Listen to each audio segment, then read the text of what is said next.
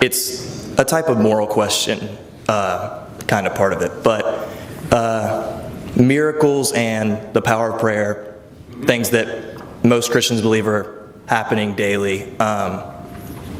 When God heals a paralytic or saves a dying baby, is that in any way interrupting the free will that he so craves? And this is the part that's a moral question. It kind of seems to me, and I was listening to Sam Harris make this argument, and it kind of bothered me. And he said it was hypocritical for God to save this paralytic and heal his legs and leave that one, or even worse, heal a paralytic and leave thousands of dying children in Africa starving. Is it, just to understand this right, is it hypocritical for a nurse to help a dying patient or help a patient back to health if she can't help every patient back to health, or decides not to help every patient back to health? I don't think so, right? And as Rice was just saying, what is the purpose of life? The purpose of life is to know God and to make him known. And some people come to know God through evil and suffering.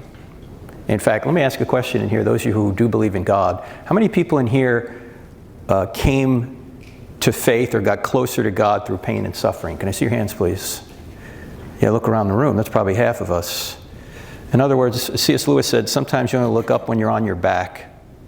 Pain is God's megaphone to arouse a morally deaf world. And so that's why I said earlier that evil and pain and suffering can actually result in good ends. I know for me, if everything went my way, it wouldn't be pretty. Just a thought on that, because really Harris's comment is basically like, you know, what about all the people that didn't get helped? What about all, so you're saying this one was healed or that one was healed, almost like God singled these out but then ignored the masses. And actually Jesus addressed that. Jesus basically talked about how that he went into a town and healed someone, and they said, why didn't, went into this town and you only healed this one, what about everybody else? But again, that's because really grace. God gives us, I think, glimpses of what there's something beyond this life. If this is it, when people talk about heaven and hell, listen, we're not just taking this life and just moving it into like a bad party that's on campus that they kick off and it goes into an apartment somewhere. We're not just taking this mess and moving it into eternity. So everyone knows, I'll put it this way, everybody's got a hell for somebody. Hitler's there, somebody they unfriended on Facebook, an ex-wife, spouse. It's like, but so the question is, we all have these discriminations. We all have the line of what we accept is tolerable or intolerable.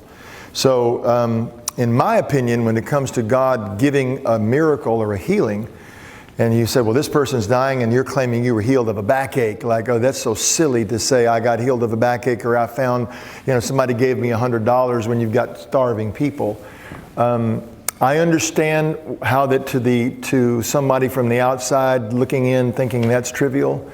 I don't think that answer to prayer is meaningless. I don't think that a person, because people pray all over the world.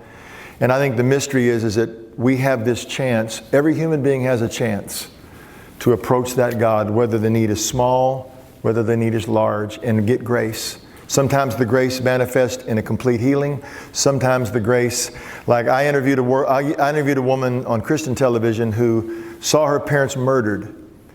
And the man who was murdered her parents when she was a child, she testified at his trial, 20 years later got out of prison. And she said this phrase. Dr. Phil interviewed her one day, I interviewed her the next day. Her name was Becky Alonzo. And she gave the killer who killed her parents a Bible, and she had forgiven him. And she said this, she said, I was mad at God, but I needed God more than I needed to be mad at him. And when you look at her, I just was with her, she just beams. So the power of forgiveness, sometimes what we receive is not just a physical outward thing, but there's something that happens on the inside of us. And I think that grace is available to all, whether we think we get what we want, or hey, had this problem and I got my immediate problem delivered. There's grace for all of us. So, Grass, let me say one other quick thing. For Sam Harris's view to be correct, materialistic atheism, first of all, he couldn't know it was correct, because if he's a molecular machine, why would he even know that's correct? But for the atheistic view to be correct, every miracle claim and every single spiritual experience in the history of the world has to be mistaken. Is that possible? It's possible. Is it reasonable? No, it's not reasonable.